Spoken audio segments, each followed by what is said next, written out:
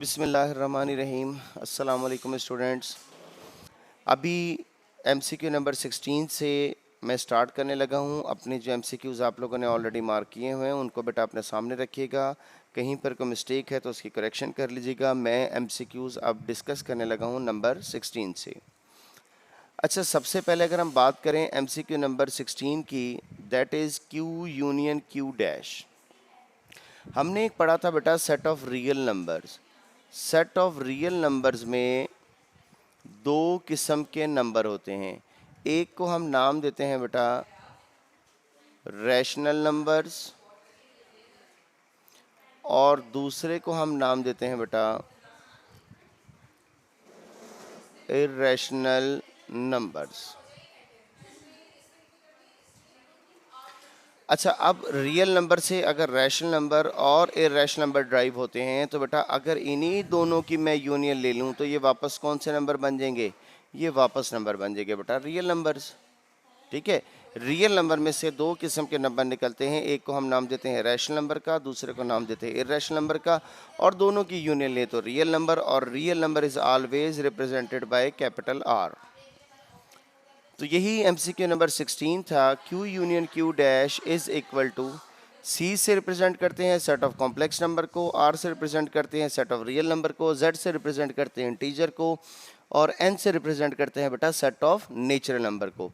यहाँ पर आपका जो करेक्ट ऑप्शन है that is set of real number. Next अगर बात करें क्वेश्चन नंबर 17 की, एमसीक्यू नंबर 17 की, that is the union of rational and irrational number is set of.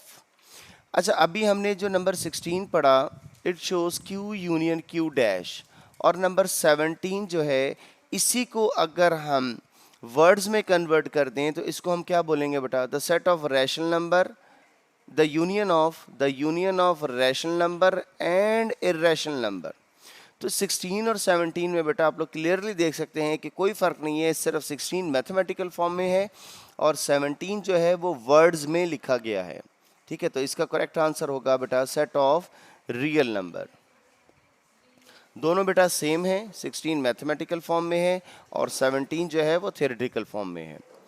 Number 18, ये बेटा सेकंड लेक्चर में जब हमने स्टार्ट किया था वहाँ पर आपको बताया था, जब हमने नंबर्स की डेसिमल फॉर्म पढ़ी थी, कि किसी भी डेसिमल नंबर को तीन टाइप्स में डिवाइड किया जाता है। नंबर वन किसी भी डेसिमल को नहीं, टोटल डेसिमल्स को तीन हिस्सों में डिवाइड किया जाता है। सबसे पहले को हम नाम देते हैं टर्मिनेटिंग डेसिमल,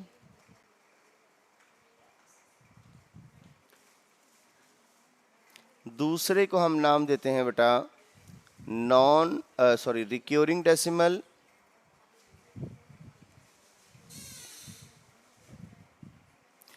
और थर्ड को हम नाम देते हैं बेटा non terminating non recurring decimals, non recurring decimals. और इस यहीं पर हमने बात की थी विद प्रूफ कि टर्मिनेटिंग डेसिमल जो हैं वो रिप्रेजेंट करते हैं रैशनल नंबर को, यानी कि टर्मिनेटिंग डेसिमल सिर्फ और सिर्फ जो आंसर है उस वक्त पॉसिबल है अगर दो नंबर्स को डिवाइड किया जाए। रिक्योरिंग डेसिमल आंसर उसी वक्त पॉसिबल है जब दो नंबर्स को डिवाइड किया जाए, और non terminating non recurring decimal उस वक्त पॉसिबल है जब आप किसी भी नंबर का स्क्वायर रूट लेते हैं। तो यहाँ पर बेटा ये जो तीन एमसीक्यूज़ हैं 18, 19 और 20 इसी से रिलेटेड हैं। इन तीनों की मैंने आपको इकट्ठा एक बार ही बेटा डिस्कस कर लिया है आपसे। अब आप नेक्स्ट देखिएगा नंबर 18, टर्मिनेटिंग डेसिमल रिप्रेजेंट्स जी विच नंबर, कौन से नंबर को रिप्रेजेंट करते हैं? Terminating decimal represents rational numbers. Next MCQ number 19, recurring decimal represents which number? Recurring decimal भी बेटा किसको रिप्रेजेंट करते हैं? रैशनल नंबर को। So recurring decimal represents which number? Rational numbers. और एमसीक्यू नंबर 20 बेटा आप देख सकते हैं, non terminating non recurring decimal represents an irrational numbers, जैसा कि आपको यहाँ पर बताया गया था कि नॉन टर्मिनेटिंग और नॉन रिकरिंग डेसिमल जो हैं वो किसको रिप्रेजेंट करते हैं बेटा, इर्रेशनल नंबर्स को। नेक्स्ट बेटा हमारे पास एमसीक्यू है, पाई इज विच नंबर, कि पाई कौन सा नंबर है। सबसे पहले बेटा पाई होता क्या है, ये जो आप नोटेशन पढ़ते हैं जिसे हम पाई का नाम देते हैं, ये बेसिकली बेटा एक मैथमेटिशियन का नाम था और उसने ये सिंबल अपने ही नाम के ऊपर रिप्रेजेंट किया था। इसको मैथमेटिशियन का नाम भी पाई था, जो सिंबल उसने दिया उसको भी हम उसी के नाम पर पाई से रिप्रेजेंट करते हैं और पाई के नाम से याद रखते हैं। बेसिकली ये पाई एक मैथमेटिशियन था और इसकी जो डेरिवेशन थी या इसने जो हमें रूल बताया था वो कुछ इस तरीके से था। इसका ज़रा थोड़ा सा मैं आपसे बैकग्राउंड में आपको बताता हूँ। बेटा जिस वक्त लोगों के पास व्हील की इन्वेंशन नहीं हुई थी, एक वक्त वो था कि जब लोगों को कोई सामान या पत्थर या घर बनाने के लिए या कोई भारी सामान जो है एक जगह से दूसरी जगह ले जाना पड़ता था, तो उसके लिए वो क्या करते थे कि अगर कोई भी भारी चीज़ है, लेट ये सपोज़ एक पत्थर है, वो इसको बांधते थे रस्सियों के साथ और 10 20 30 लोग मिलकर जो है ना इसको एक जगह से दूसरी जगह इसको खींचते थे। अच्छा, लेकिन इनमें अगर ये पत्थर को एक जगह से दूसरी जगह ले जा रहे हैं तो कोई पत्थर अगर किसी गोल शक्ल में होता था, यानी कि उसकी तकरीबन को गोलाई शक्ल होती थी, कि उनको एक जगह से दूसरी जगह ले जाने के लिए इस किस्म के शेप के पत्थरों को बड़ी आसानी से ले जाते थे। वो इस तरीके से वो इसको रोल करते जाते थे, पीछे से धक्का लगाते थे, ये रोल होकर इजीली एक जगह से दूसरी जगह ट्रैवल करता था। अच्छा, वक्त के साथ साथ उन्होंने एक जगह से दूसरी जगह सामान ले जाने के लिए इन्हीं गोल पत्थरों का कॉन्सेप्ट यूज़ करते हुए उन्होंने क्या किया कि इन्हीं गोल पत्थरों को तराश के उन्होंने एक व्हील की शक्ल दी और व्हील की शक्ल देने के बाद बेटा उसको ना एक कार्ड की शक्ल दे दी। जिस तरीके से आप देखते हैं कि जो गधा गाड़ी होती है इसके पीछे एक फट्टा लगा होता है, नीचे व्हील लगे होते हैं, इस किस्म की शक्ल दे दी। अब वो क्या करते थे कि कोई भी भारी सामान होता था, इन्हीं पत्थरों के ऊपर कार्ड को यूज़ किया, उसके ऊपर अपना उन्होंने भारी सामान रखा और वो आसानी से उसको रस्सी के साथ खींच के, जिस काम के लिए पहले को 10-15 लोग काम करते थे, अब वो सिर्फ 1-2 लोगों की मदद से उसको सामान को एक जगह से दूसरी जगह उसकी तरसील उसको आराम से पहुंचा देते थे। ये पाई मैथमेटिशियन ने, अच्छा इनमें कुछ पत्थर जो गोलाई मुकम्मल गोलाई की शक्ल में नहीं होते थे, तो उसके लिए जब उस कार्ड को वो खींचते थे तो वो कार्ड जो है लड़खड़ाती थी, जिनकी गोलाई मुकम्मल नहीं होती थी, जो ज़रा टेढ़े मेढ़े से गोल होते थे, तो वो कार्ड जो है वो बेटा लड़खड़ाती थी। इसके लिए पाई जो है एक मैथमेटिशियन था जिसने ये बताया था कि किसी भी शक्ल की अगर आपको मुकम्मल गोलाई चाहिए तो उसकी वैल्यू 22/7 होनी चाहिए। अब इसमें 22 क्या है बेटा, उसने कहा कि ये 22 जो है ये सर्कल का सरकमफ्रेंस है, यानी कि अगर आप इस जगह से एक पॉइंट से दूसरे पॉइंट तक मेजर करें तो ये टोटल कितना होना चाहिए, 22, और इसका जो डायामीटर है दैट इज इक्वल टू 7। उसने कहा कि अगर ये सरकमफ्रेंस इसका 22 के इक्वल है और इसका डायमीटर अगर 7 के इक्वल है तो ये एग्जैक्ट राउंड शक्ल बनेगी, गोल शक्ल बनेगी। और आप किसी भी फार्मूला, कोई भी फार्मूला आप डिस्कस कर लें, उसमें बेटा हमेशा हम यूज़ करते हैं, उसमें बेटा हम नोटेशन यूज़ करते हैं पाई। फॉर एग्जांपल अगर आप सर्कल के सरकमफ्रेंस का फार्मूला पढ़ें तो आप सर्कल के सरकमफ्रेंस का फार्मूला पढ़ते हैं आप 2πr। अगर आप इसके एरिया का फार्मूला पढ़ें तो एरिया का फार्मूला क्या बनता है बेटा, πr²। आप हमेशा सरकमफ्रेंस और एरिया के यही फार्मूले पढ़ते रहें। कोई भी राउंड फिगर हो, उसका कोई भी फार्मूला होगा, वहाँ पर ये नोटेशन पाई आपके पास लाजमी तौर पर यूज़ होती है। अच्छा, इसमें अब अगर आप इस पाई को डिफाइन करना चाहो तो पाई को हम डिफाइन करते हैं बेसिकली, ये जो आपको वैल्यू 22/7 बताई है ये डिवाइड हो रही है क्वोशंट की शक्ल में, ये रेशो है। अगर हम पाई को डिफाइन करें तो हम कहते हैं it is a ratio of 22 जो आपको बताया था बेटा, वो क्या बताया था कि जो भी सर्कल है उसका सरकमफ्रेंस, तो इससे हम कहते हैं रेशो, डिवीजन का साइन लगा दिया, mean ratio of circumference of circle divided by 7 क्या था बेटा इसमें, diameter of circle and that is always equal to 22/7। ये जो 22/7 हम यूज़ करते हैं बेटा, ये इसकी एग्जैक्ट वैल्यू नहीं है। इसकी जो एग्जैक्ट वैल्यू है दैट इज 3.142, और ये जो वैल्यू 3.142 है इसकी एग्जैक्ट वैल्यू है। दोबारा बता रहा हूँ बेटा, ये 22/7 इसकी एग्जैक्ट वैल्यू नहीं है, ये इसकी एस्टिमेटेड वैल्यू है। अब बात ये है कि अगर ये एग्जैक्ट वैल्यू नहीं है तो इसको हम यूज़ क्यों करते हैं, या आप इनको लोअर क्लासेस में इनको क्यों यूज़ करते आए हैं बेटा। इनको यूज़ हम सिर्फ और सिर्फ इस पर्पज़ के लिए करते हैं कि अगर कोई बच्चा 4-5 क्लास के बच्चे को अगर हम c is equal to 2πr formula use करता है तो वहाँ पर वो पाई की वैल्यू 22/7 लिख लेगा। रेडियस फॉर एग्जांपल सर्कल का 5 सेंटीमीटर है, तो वो इन तीनों को इजीली मल्टीप्लाई करके सॉल्व कर सकता है।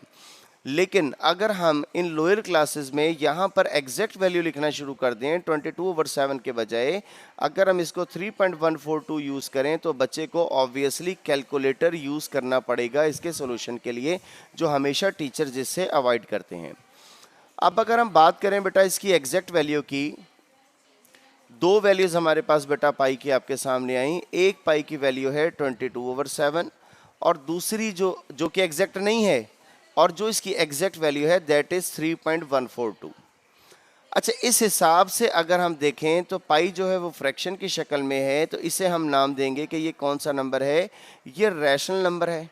लेकिन अगर इस हिसाब से देखें तो ये आपके पास बनता है टर्मिनेटिंग डेसिमल। Terminating decimal. ये जो मैथमेटिशियंस हैं बेटा, इन्होंने 22/7 को कंप्यूटर के ऊपर 10 लाख डेसिमल प्लेसेस तक चेक कर चुके हैं अब तक। 10 लाख डेसिमल प्लेसेस का मतलब कि 3.142 अगर वैल्यू लिखते हैं, मजीद इसको प्रोसीड कर दें, ये भी first place, second place, third, fourth, fifth, six, seventh, eight, इसी तरीके से ये जो इसका डेसिमल पार्ट है ये 10 लाख डेसिमल प्लेसेस तक अब तक चेक हो चुका है कि ये वैल्यू शायद कहीं पर रिपीट होती हो, लेकिन ये वैल्यू कहीं पर रिपीट भी नहीं होती। और 10 लाख डेसिमल प्लेसेस तक चेक कर चुके हैं, तो ऑब्वियसली आप समझ सकते हैं कि ये ख़त्म भी कहीं पर नहीं होती। सो ना ये रिक्योरिंग डेसिमल है, ना ये नॉन टर्मिनेटिंग डेसिमल है। तो हमारे पास थर्ड ऑप्शन यही बन जाती है कि 22/7 जो है वो टर्मिनेटिंग डेसिमल है। तो अब हमें इसको जस्टिफाई करना है कि पाई कौन सा नंबर है, ये रैशनल है या इर्रेशनल है। तो बेटा 22/7 के बजाय हम यूज़ करते हैं कि ख़त्म भी कहीं पर नहीं हो रही बेटा, नॉन टर्मिनेटिंग हुई। दोबारा सुन ले बेटा, ये जो 3.142 है ये ख़त्म भी कहीं पर नहीं हो रही, तो इसका क्या मतलब है, ये क्या बन गई बेटा, नॉन टर्मिनेटिंग। और फिर 10 लाख डेसिमल प्लेसेस तक चेक कर चुके हैं कि ये कहीं पर रिपीट भी नहीं हो रही, इसका क्या मतलब है बेटा, ये बन गई नॉन रिक्योरिंग भी। तो अगर नॉन टर्मिनेटिंग नॉन रिक्योरिंग बनी तो इस हिसाब से ये जो पाई की वैल्यू 3.142 है that represents an irrational number. कभी भी आपको पाई को जस्टिफाई करना हो कि रैशनल नंबर है या इर्रेशनल नंबर है, तो याद रखिएगा बेटा इसकी वैल्यू 22/7 से हम इसको जस्टिफाई नहीं करते, क्योंकि ये इसकी एग्जैक्ट वैल्यू नहीं है। हम जस्टिफाई करेंगे एग्जैक्ट वैल्यू के हिसाब से, जो कि 3.142 है। इस सब की डिटेल आपको बता चुका हूँ। इसके मुताबिक पाई किसको रिप्रेजेंट करता है बेटा, इर्रेशनल नंबर को। और ये एमसीक्यू आपके सामने बहुत इंपॉर्टेंट भी लगा हुआ है, ये बोर्ड के एग्जाम में बहुत आता है। So we can write that pi is an irrational number. Next बेटा हमारे पास एमसीक्यू है, MCQ number 22। Every real number is a dash number. अच्छा बेटा, बात ये है, ये ज़रा आपको एक ग्राफ बना रहा हूँ, ये ज़रा गौर से देख लीजिएगा। आप समझ लें कि ग्रैंड फादर या फादर ऑफ ऑल नंबर्स कौन से नंबर होते हैं बेटा, कॉम्प्लेक्स नंबर। ये जितने भी नंबर्स निकलते हैं ये सारे के सारे नंबर निकलते हैं बेटा कॉम्प्लेक्स नंबर से। कॉम्प्लेक्स नंबर से दो किस्म के नंबर निकलते हैं, एक इमेजिनरी नंबर्स, मैं सिर्फ इमेजिनरी लिख रहा हूँ, नंबर आप खुद कंसिडर कर लीजिएगा, और दूसरे रियल नंबर्स। रियल नंबर से दो किस्म के नंबर निकलते हैं, एक रैशनल, एक रैशनल नंबर्स और दूसरे इर्रेशनल नंबर्स। रैशनल नंबर से दो किस्म के नंबर निकलते हैं, एक जो फ्रैक्शन की शक्ल में होते हैं, दूसरे को हम नाम देते हैं इंटीजर्स। कल हमने बात की थी इंटीजर्स कौन सा सेट होता है बेटा, 0 +-1 +-2 +-3 एंड सो ऑन। ठीक है, तो जितने भी रैशनल नंबर होते हैं, मैंने आपको कल कहा था कि इनको डिवाइड बाय 1 करते हैं तो ये भी क्या बन जाएंगे, 0 को डिवाइड बाय 1 करते हैं सब रैशनल बन जाएंगे। अब ये जो इंटीजर्स हैं इससे दो किस्म के नंबर निकलते हैं, एक पॉजिटिव इंटीजर्स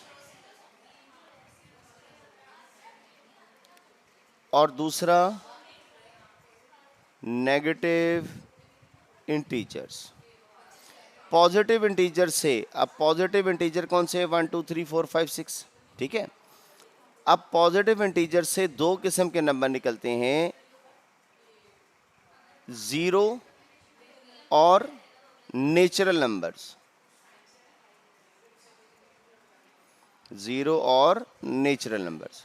और नेचुरल नंबर से दो किस्म के नंबर निकलते हैं, एक को हम नाम देते हैं इवन का और दूसरे नंबर्स को हम नाम देते हैं ऑड का। ये जो आप पढ़ते हैं ना, नेचुरल नंबर, होल नंबर, ये सारे के सारे जो है ना बेटा, इसी तरतीब से इनकी एक तरतीब चलती है। इसके अभी इसकी बड़ी लंबी चौड़ी डिटेल है, मैंने आपको ये बिल्कुल एब्रीविएशन में लिखा है क्योंकि अभी आपकी 9th क्लास है।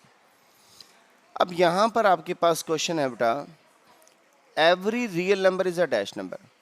एक रियल नंबर है, 2 कौन सा नंबर है बेटा, रियल नंबर है। अगर मैं इसके साथ 0 आयोटा लिख दूं तो हमने ये देखना है, आया 2 को तो कोई फर्क नहीं पड़ता, 2 को कोई फर्क नहीं पड़ेगा क्योंकि 0 आयोटा, लेकिन आयोटा लिखा तो गया। तो अगर इसको 2 की नज़र से देखें तो रियल है, और 2 + 0 आयोटा की नज़र से देखें तो बेटा ये कौन सा नंबर बन गया, कॉम्प्लेक्स नंबर बन गया। अब यहां पर जो स्टेटमेंट हम यूज कर रहे हैं, every real number, every real number is a complex number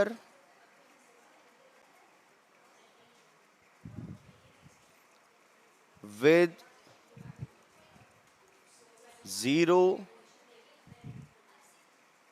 है बेटा, ये 0 as its imaginary part।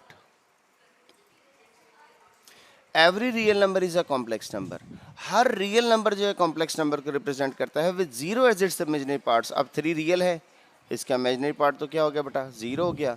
तो हर रियल नंबर किसको रिप्रेजेंट करता है बेटा, कॉम्प्लेक्स नंबर को। हर रियल नंबर कॉम्प्लेक्स नंबर को रिप्रेजेंट करता है। तो यही हमारे पास क्वेश्चन है, every real number is a complex number. और क्यों कॉम्प्लेक्स नंबर है इसकी बेटा मैंने आपको वजह भी बता दी। The value of iota is square root -1। Simple सा क्वेश्चन है बेटा। iota raised to power 10। Next है बेटा question, iota raised to power 10। हमने बहुत बार इसको सॉल्व किया है। अगर हमने इसको सॉल्व करना है तो क्या लिखेंगे, iota square raised to power 5। iota square is equal to -1 raised to power 5 is equal to -1। तो iota raised to power 10 किसके इक्वल हो गया बेटा, -1। Next question is question number 25। The value of iota raise पर 12 is, अगर iota raise पर 12 की value मालूम करनी है, इससे हम लिखेंगे आयोटा स्के, इससे हम लिखेंगे बेटा iota square raise to power 6, iota square raise to power 6। Iota square is equal to -1 raise to power 6, और -1 को -1 से 6 टाइम मल्टीप्लाई करेंगे, that is equal to +1। Iota raise पर 12 is equal to +1 is the correct answer. अब ये iota raise पर 9 minus iota raise पर 8 minus iota raise पर 9 माइनस आयोटा रेस पर 5। ठीक है, ये जो पार्ट, ये जो क्वेश्चन है ना 26, 27, 28, 29, ये आप लोगों ने खुद सॉल्व करने, खुद इसके आंसर निकालने। ठीक है बेटा। अच्छा जी, नेक्स्ट है कॉन्जुगेट और 6 + 5 आयोटा। कॉन्जुगेट लेने के लिए क्या करते हैं बेटा, हम इमेजिनरी पार्ट का साइन चेंज कर देते हैं। अब हमारे पास क्वेश्चन है 6 + 5 आयोटा, इसका कॉन्जुगेट क्या बनेगा, 6 - 5 आयोटा। तो ये आपके पास बन गया ऑप्शन नंबर सी। इसी तरीके से 31, 32 आप लोगों ने खुद देखना है। Number 33, in -2 + 3 iota, 3 is which part, बेटा -2 + 3 आयोटा में पूछ रहा है कि 3 कौन सा पार्ट है? 3 इज इट्स इमेजिनरी पार्ट। 3 कौन सा पार्ट होगा बेटा? इमेजिनरी पार्ट होगा। If z is equal to, अब ये भी कॉन्जुगेट से रिलेटेड है जो हमने ऊपर किया है। If z is equal to -1 minus iota, z is equal to -1 minus iota, z is equal to -1 minus iota. हमने मालूम करना है बेटा z कॉन्जुगेट, तो आपने सिर्फ और सिर्फ इमेजिनरी पार्ट का साइन चेंज कर देना है। So z conjugate is equal to -1 plus iota. -1 plus iota is the correct answer. Next बेटा अगर हम बात करें एमसीक्यू नंबर 35 की, MCQ number 35 is real part of 2ab multiply by iota square plus iota. ये बेटा हमने एक्सरसाइज 2.7 के जो ट्रू फॉल्स के क्वेश्चन थे उसमें हमने इसकी बात की थी। रियल पार्ट हमने मालूम करना है इस कॉम्प्लेक्स नंबर का, and complex number is 2ab multiply by iota square plus iota. 2ab iota square is equal to -1, iota square sorry किसके इक्वल होता है? -1, -1 प्लस आयोटा।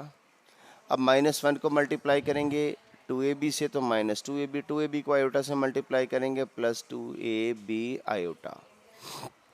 कौन सा पार्ट पूछा था बेटा हमसे? Real part. तो रियल पार्ट इसका क्या बनेगा? -2ab। -2ab is the correct answer.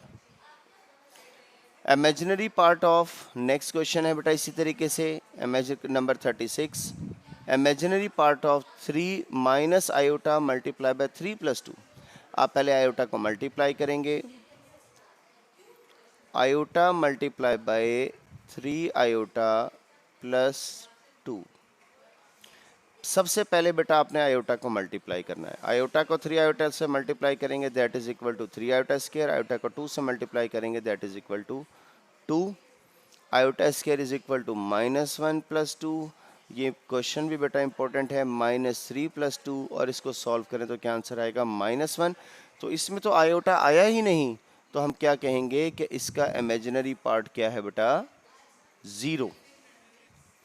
Sorry बेटा, यहाँ पर जब आयोटा को 2 से मल्टीप्लाई करेंगे तो ये बनेगा 2 आयोटा, ये बनेगा 2 आयोटा, ये बनेगा 2 आयोटा, और इन दोनों को अब हम ऐड नहीं कर सकते। तो इसका इमेजिनरी पार्ट किसके इक्वल हुआ बेटा? इसका इमेजिनरी पार्ट हुआ बेटा is equal to 2। So MCQ correct answer of MCQ number 36 is 2। Next MCQ is product of complex number and its conjugate. ठीक है, और नंबर 38 है sum of complex number and its conjugate is. अच्छा, एक complex number हम रख लेते हैं a + b आयोटा, इसका कॉन्जुगेट बन जाएगा बेटा a - b आयोटा। इसका दोनों का अगर सम लें तो सम किसके इक्वल होगा बेटा? इसके लिए हम दोनों को ऐड कर देंगे, plus a - b iota plus b iota minus b iota दोनों कट गए, तो ये बन गया 2a z + z कॉन्जुगेट। ठीक है। अच्छा, अगर इन दोनों को हम मल्टीप्लाई कर दें, दोनों एमसीक्यूज बेटा मैं इकट्ठे यहाँ पर डिस्कस कर रहा हूँ, a + b iota multiply by a - b iota is equal to a square - b square, जिस तरीके से हमने क्वेश्चंस में सॉल्व किया था बेटा। a square minus as it is b का स्क्वायर बनेगा b स्क्वायर, और आयोटा का स्क्वायर बनेगा आयोटा स्क्वायर, और a square - b square iota square is equal to -1 a square plus b square.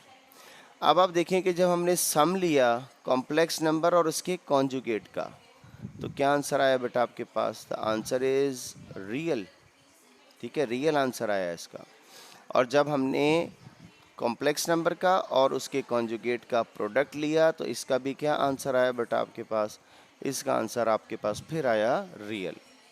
तो ये जो हमारे पास है product of complex number and its conjugate, क्या होता है बेटा? रियल होता है।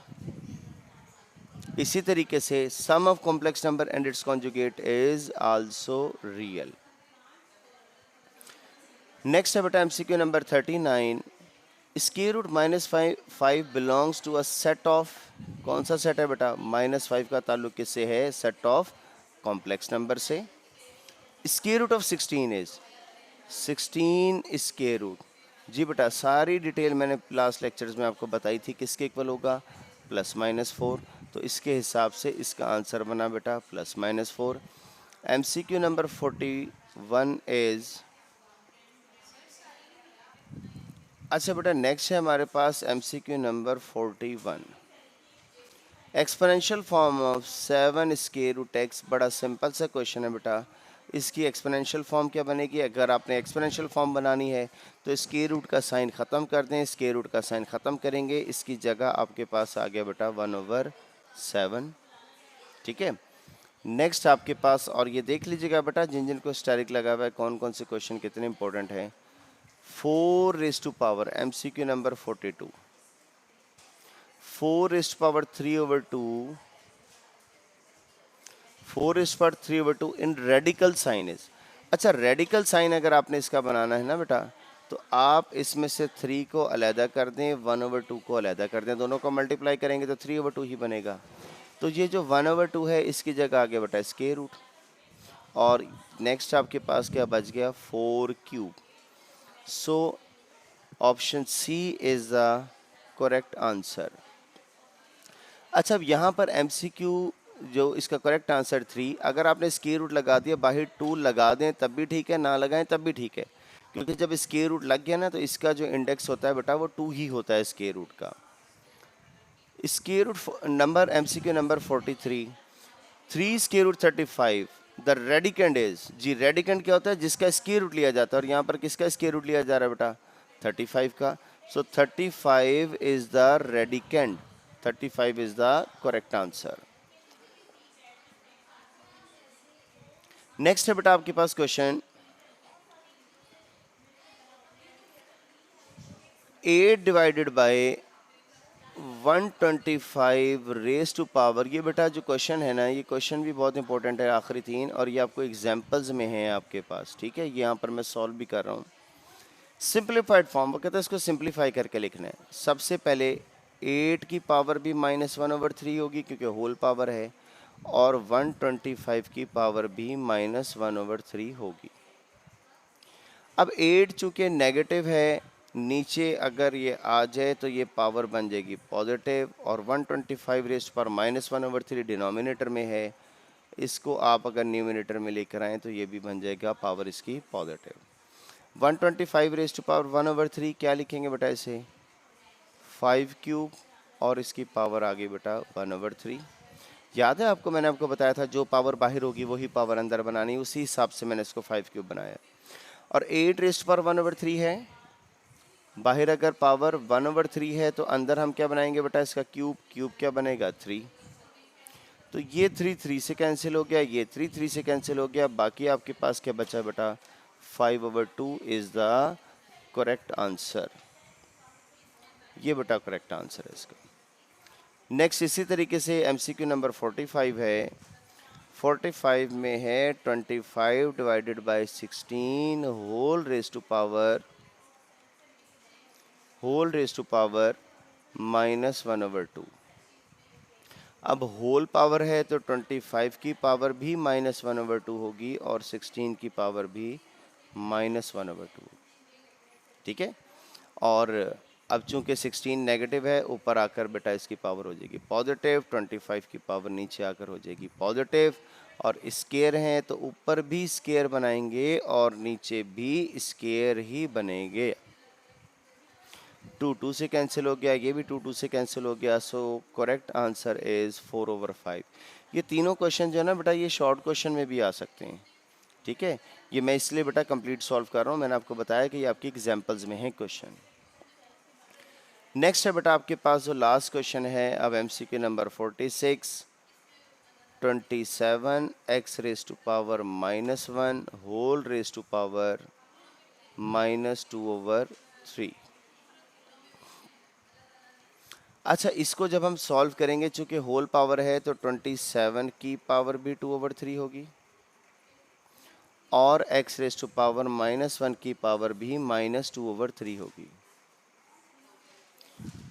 27 3 क्यूब रेज टू पावर 2/3, और जब इसकी पावर लेंगे -1 को -2/3 से मल्टीप्लाई करेंगे, that will be equal to x raise to power 2/3। 3 3 से बेटा कैंसिल हो गया, बाकी आपके पास बचा बेटा 3 square x raise to power 2/3 and 3 square is equal to 9। Sorry बेटा, ये 27 की पावर थी -2/3, तो ये बचा आपके पास -2, और ये जो 3 रेज टू पावर -2 है, ये डिनोमिनेटर में आकर बन जाएगा बेटा 3 स्क्वायर, और 3 स्क्वायर 3 का अगर आप स्क्वायर लेंगे that will be equal to 9। अच्छा, ऊपर अब हमारे पास रह गया x रेज टू पावर 2/3, और आप ये देखें कि कोई भी जितने भी आपके पास ऑप्शन है तमाम स्क्वायर रूट की फॉर्म में, ये आप तमाम देख सकते हैं बेटा, सब स्क्वायर रूट की फॉर्म में है। तो हम क्या करेंगे, ये जो ऊपर x रेज टू पावर 2/3 है, इसको स्क्वायर रूट की फॉर्म में लिखेंगे, बिल्कुल ऐसे ही जैसे हमने 42 को सॉल्व किया है। x raise to power 2 multiply by 1/3 divided by 9, ठीक है। ये एक्स स्क्वायर आ गया बेटा एज इट इज़, 1/3 की जगह स्क्वायर रूट लगाएंगे, बाहर हम लिखेंगे क्यूब, और ये बन गया बेटा आपके पास divided by 9। So correct answer is 3 square root X square divided by 9। Sorry बेटा, डिवाइडेड बाय 9, फर्स्ट ऑप्शन बेटा, ख्याल से कीजिएगा बेटा आप लोग। ये बेटा हमारे जो MCQs हैं इस चैप्टर के, हमने जो एक्सरसाइज के क्वेश्चन थे वो भी कर लिए। एग्जांपल्स बेटा आप लोग इसकी देख लीजिएगा, कई एग्जांपल्स मैंने आपको साथ साथ तकरीबन करवा भी दी हैं, और जो थी बाकी रह भी गई थी वो आखिरी 3-4 क्वेश्चन में आ गई हैं। इसके साथ ही बेटा हमारा जो चैप्टर नंबर 2 है वो बेटा हो गया कंप्लीट। आज के लिए मेरा बेटा इतना ही। Thank you very much. अल्लाह हाफिज़।